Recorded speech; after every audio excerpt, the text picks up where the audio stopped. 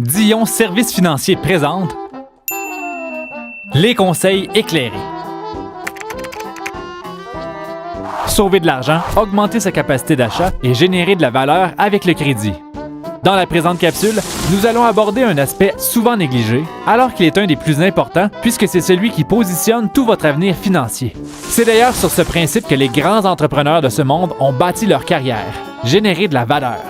Concrètement, c'est très simple. Il faut avoir plus de biens que de dettes. Les biens n'ont pas une valeur fixe. Ils ont un coût à l'achat et, pour diverses raisons, leur valeur évolue dans le temps. À la hausse pour certains, à la baisse pour d'autres. La règle d'or à suivre est très simple. La valeur du bien doit toujours être égale ou supérieure à la valeur de la dette qui y est rattachée. Reprenons exemple sur Joseph et Marie, qui ont décidé d'être raisonnables et d'acheter seulement 20 sacs de pommes pour 5 000 $. Avec le transport, l'entreposage et les tartes aux pommes de Marie, la dépréciation du produit financier sera égale à la valeur de 5 sacs de pommes par année.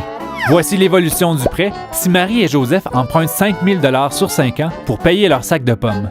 Après la 4e année, il leur restera encore 1 000 $ à payer et les pommes ne vaudront plus rien. Aucune valeur n'est générée. Il s'agit même d'un déficit. C'est un mauvais étalement de prêt. Si Joseph et Marie veulent équilibrer leur savoir, ils devront prendre le prêt sur 4 ans et ainsi suivre la dévaluation des pommes. Essayons maintenant avec un prêt sur 3 ans. On peut constater qu'au terme de leur paiement, Joseph et Marie auront généré 1 250 $ de valeur, ce qui est très bien.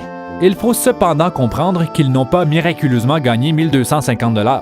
Ils ont simplement payé leur sac de pommes plus rapidement que ceux-ci n'ont dévalué.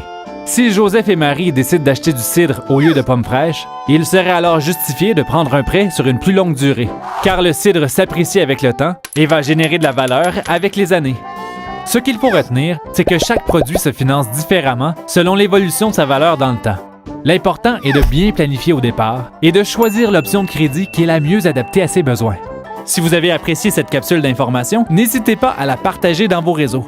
Prochaine capsule, respectez ses limites.